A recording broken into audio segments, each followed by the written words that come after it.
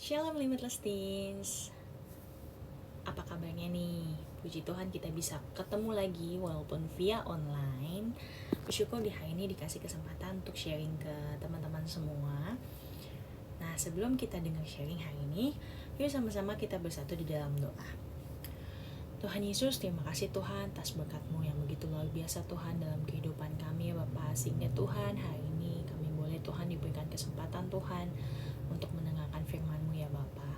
Kiranya Tuhan apa yang difirmankan hari ini Tuhan, apa yang di-sharingkan hari ini boleh menjadi berkat Tuhan dan boleh menjadi pengetahuan dan kami boleh praktekkan Tuhan dalam kehidupan kami sehari-hari ya Bapak. Kami bersyukur Tuhan pertemuan yang indah ini telah Engkau siapkan buat kami ya Bapak. Terima kasih Tuhan, terpujilah nama-Mu, kami siap untuk mendengarkan firman-Mu. Dalam nama Tuhan Yesus, haleluya, amin. Yeay. Jadi hari ini kita mau bahas tentang kasih yang dewasa. Di bulan Februari ini kita udah ngebahas tentang kasih di minggu pertama dan minggu kedua. Kita kan juga ngebahas tuh macam-macam kasih ya. Nah, kasih atau cinta dalam bahasa Indonesia atau sarang dalam bahasa Korea, sarangi, atau dalam bahasa Jepang, Cinanya itu ai, dalam bahasa Thailand itu rak, dan dalam bahasa Jerman it's Liebe. Jadi berbagai macam bahasa tentang kasih atau cinta di dunia ini. Dan kita kemarin juga sudah mendengar macam-macam kasih, ada agape, storge, eros, dan philia. Dan kita yakin bahwa seluruh orang di dunia ini, seluruh manusia itu mengenal yang namanya kasih atau cinta. Mungkin untuk sahabat, suami, istri, anak, untuk keluarga gitu ya, atau untuk orang-orang lain. Dan termasuk kita sendiri, pasti kita saat ini punya kasih atau cinta, khususnya mungkin lebih untuk ke keluarga, ke teman atau sahabat di sekolah gitu ya. Nah, hari ini kita akan belajar lebih lagi tentang kasih. Nah, sama-sama yuk kita mau baca nih ayatnya di 1 Korintus 13 ayat 1 sampai 13. Nih, aku udah tampilin buat teman-teman, atau mungkin teman-teman yang mau baca bisa buka dulu di Alkitabnya. Yuk, aku tungguin. Nah, udah dapet ya nih di 1 Korintus 13 ayat 1 sampai 13. Kita baca sama-sama ya. 1, 2, 3. Sekalipun aku dapat berkata-kata dengan semua bahasa manusia dan bahasa malaikat, tetapi jika aku tidak mempunyai kasih, aku sama dengan gong yang berkumandang dan canang yang bergemincing. Sekalipun aku mempunyai karunia untuk bernubuat, dan aku mengetahui segala rahasia dan memiliki seluruh pengetahuan, dan sekalipun aku memiliki iman yang sempurna untuk memindahkan gunung, tetapi jika aku tidak mempunyai kasih, aku sama sekali tidak berguna. Dan sekalipun aku membagi-bagikan segala sesuatu yang ada padaku, bahkan menyerahkan tubuhku untuk dibakar, tetapi jika aku tidak mempunyai kasih, sedikit pun tidak ada faedahnya bagiku. Kasih itu sabar, kasih itu murah hati, ia tidak cemburu, ia tidak memegahkan diri dan tidak sombong, ia tidak melakukan yang tidak sopan dan tidak mencari keuntungan diri sendiri.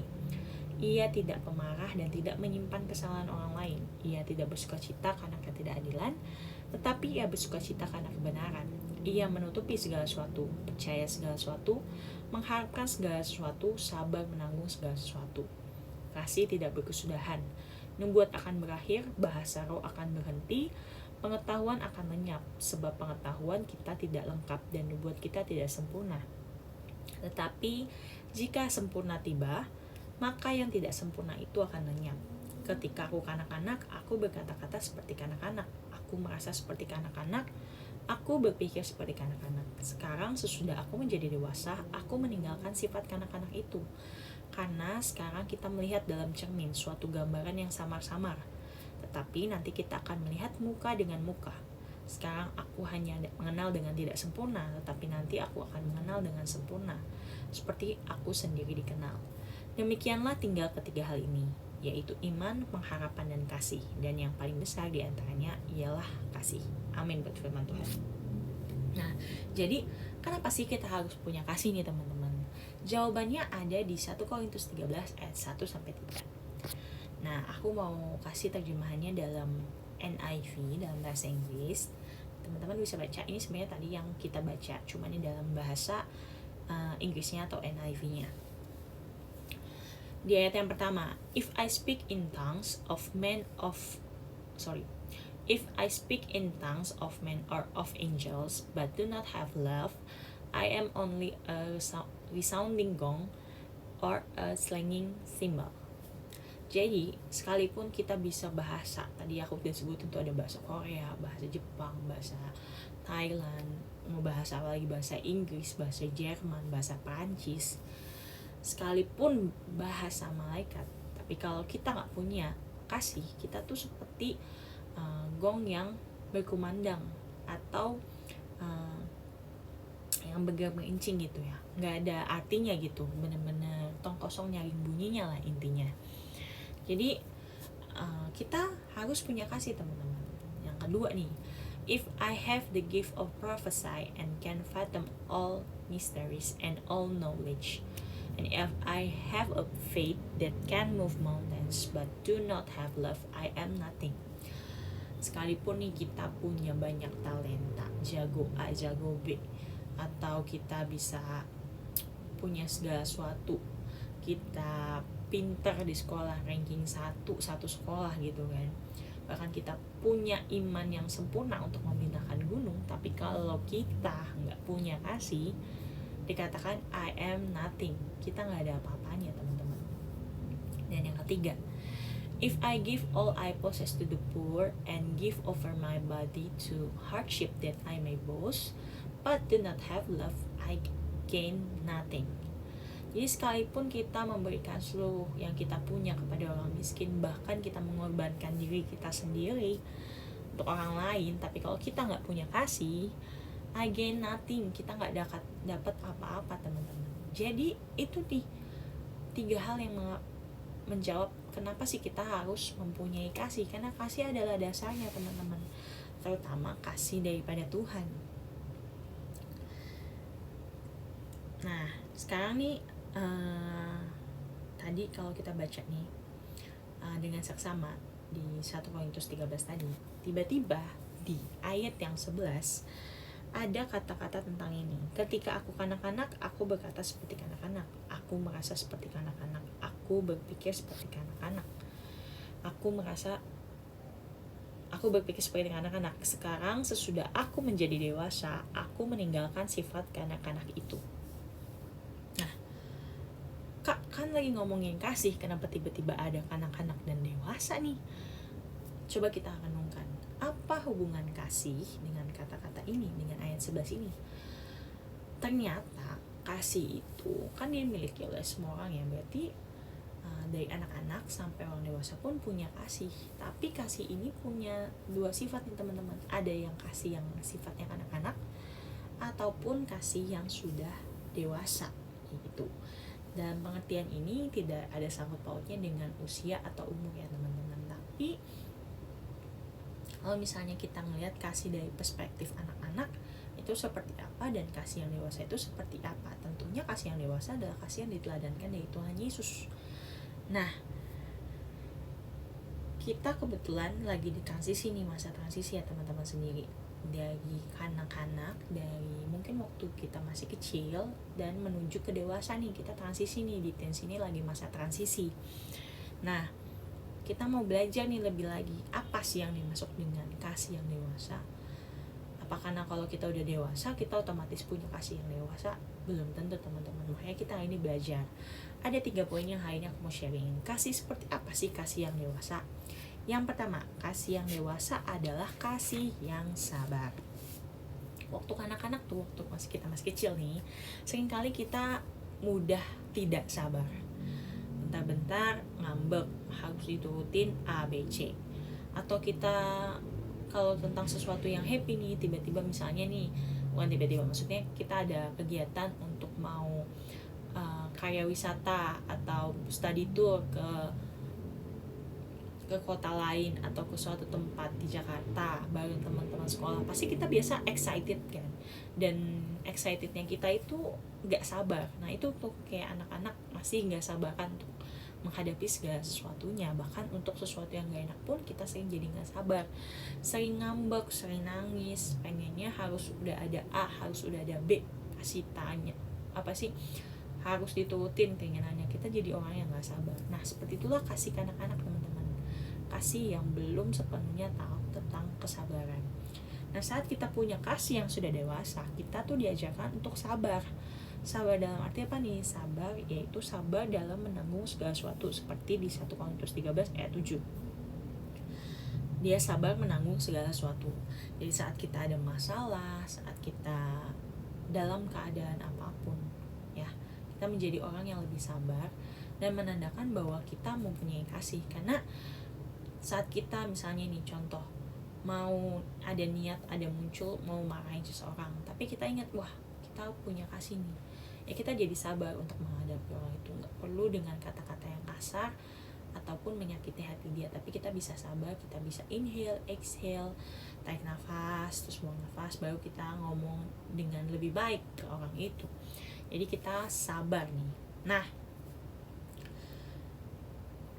kasih yang dewasa adalah kasih yang sabar. Jadi teman-teman, tandanya kita harus sabar. Next, yang kedua, kasih yang dewasa adalah kasih yang tidak cemburu. Waktu kanak-kanak kita cenderung mudah cemburu atas sekeliling kita. Mungkin kita cemburu sih sama teman kita, duh kok dia enak sih punya mainan baru, atau keadaan rumahnya bagus, atau punya orang tua lengkap, atau bahkan dia punya nilai yang lebih bagus dari kita, jago main musik, jago nari, jago nyanyi, segala hal yang kita gak punya, kita ngerasa cemburu. Aduh enak sih jadi si A ya. Nah, bukan artinya cemburu itu hal yang tidak patut, karena kita tahu di dalam Alkitab sendiri tertulis Allah kita adalah Allah yang pencemburu.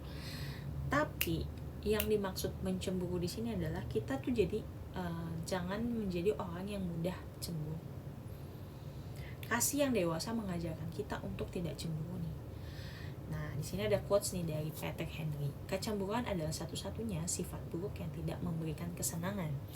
Kecemburuan adalah satu-satunya sifat buruk. Udah jelas kecemburuan adalah sifat yang buruk dan tidak memberikan kesenangan. Artinya saat kita mengalami kecemburuan itu nggak ada hal yang bikin kita happy. Adanya kita malah bikin kita sedih, stres atau down. Nah makanya kita diajarkan nih, kasih yang dewasa adalah kasih yang tidak cemburu.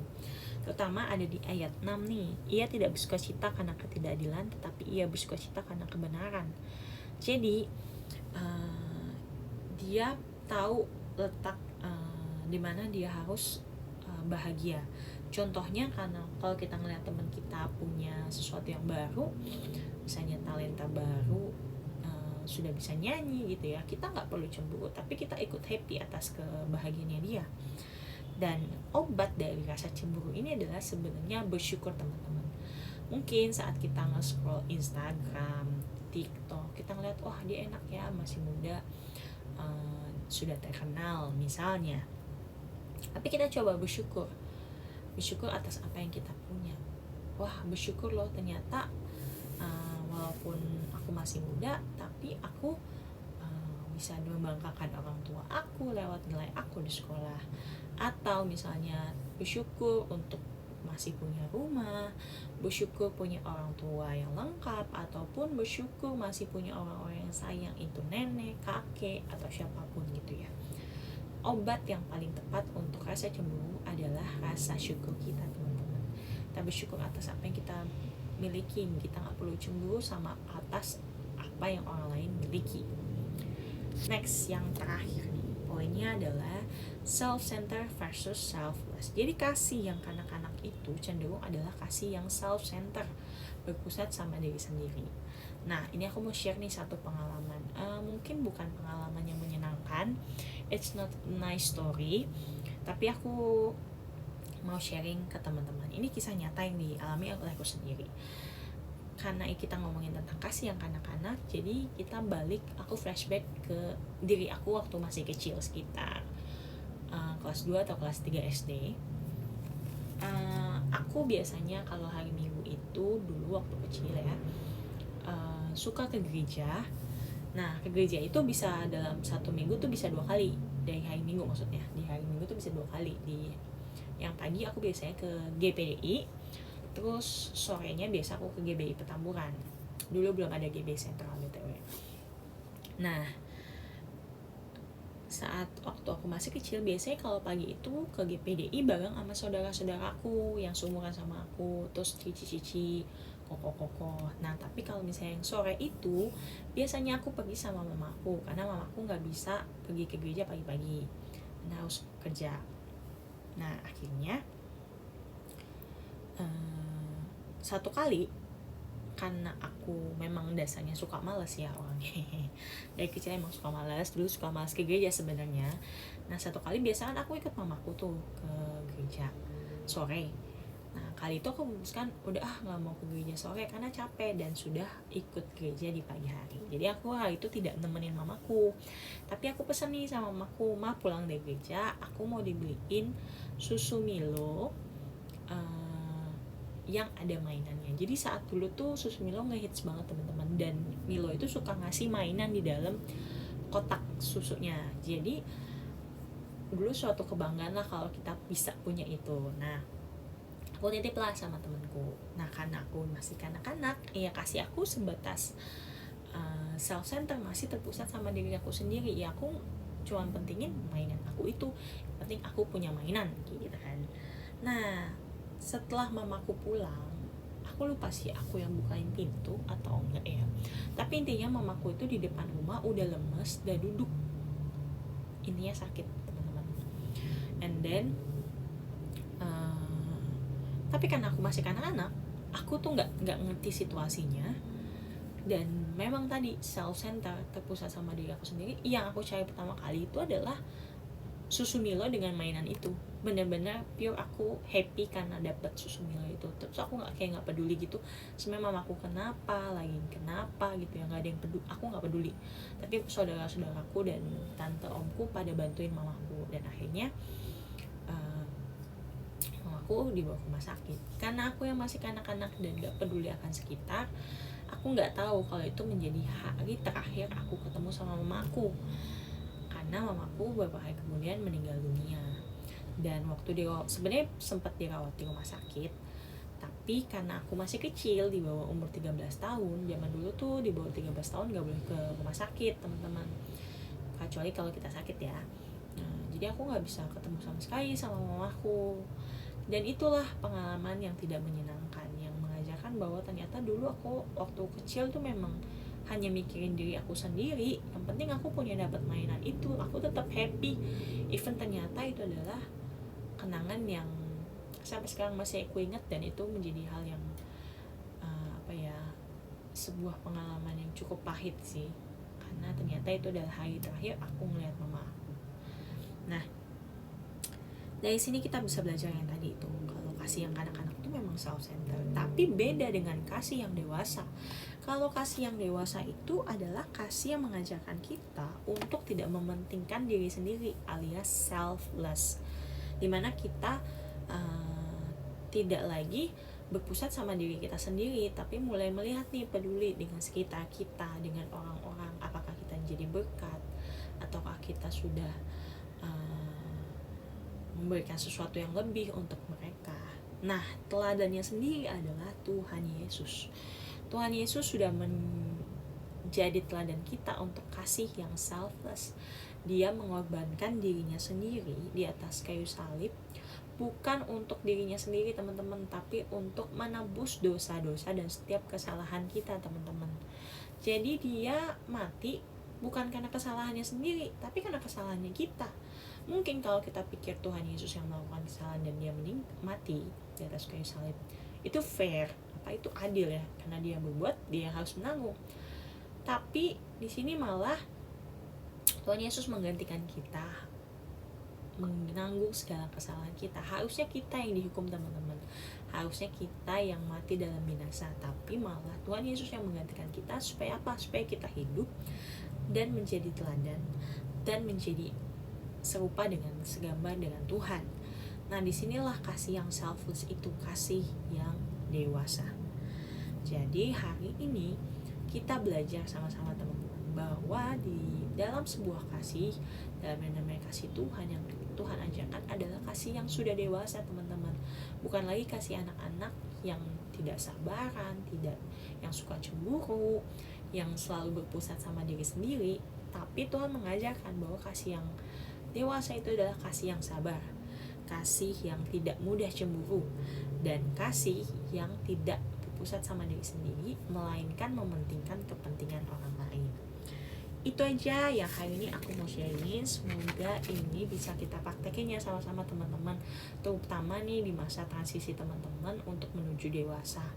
Menuju dewasa itu memang sebuah pilihan nih teman-teman. Jadi teman-teman mau dewasa atau enggak, dengan dewasa kita bisa meneladankan, melakukan kasih yang sudah dewasa ini teman-teman. Kasih apa yang tadi? Kasih yang sabar, kasih yang tidak mudah cemburu, dan kasih yang selfless atau tidak mementingkan diri sendiri. Oke deh, itu aja. Semoga teman-teman diberkati. Yuk sama-sama sebelum tutup sharing hari ini, yuk sama-sama kita berdoa. Tuhan Yesus, terima kasih Tuhan, Kau telah mengajarkan kami Tuhan hari ini Tuhan tentang kasih yang dewasa ya Bapa, dimana Tuhan kami harus mempunyai kasih yang sabar Tuhan, sabar menanggung segala suatu masalah yang ada dihadapi oleh kami ya Bapa. Terutama Tuhan bagaimana kami bersikap Tuhan kepada orang-orang di sekitar kami Tuhan, kami boleh Tuhan mempraktekkan kasih-Mu Tuhan, terutama untuk keluarga kami ya Bapa. Terus yang kedua Tuhan, kami juga mau Tuhan menjadi kasih yang tidak punya kasih yang tidak mudah dengan cemburu ya Bapa. Kami mau Tuhan bersyukur atas segala sesuatu yang kami miliki ya Bapa, atas setiap talenta yang Kau berikan kepada kami ya Bapa. Dan terakhir Tuhan, kami bersyukur Tuhan untuk pengorbanan-Mu di atas kayu salib ya Bapa, yang meneladankan kepada kami Tuhan untuk mempunyai kasih yang selfless Tuhan, kasih yang mau berkorban untuk orang lain, kasih yang mau memberkati orang lain Tuhan, dan tidak berpusat kepada diri kami sendiri. Terima kasih Tuhan, terima kasih Yesus. Pujilah nama-Mu, kami siap untuk melaksanakan setiap firman-Mu. Dalam nama Tuhan Yesus kami sudah berdoa dan mengucap syukur. Haleluya, amin. Oke deh teman-teman, see you next time. Happy Sunday semuanya. God bless you all.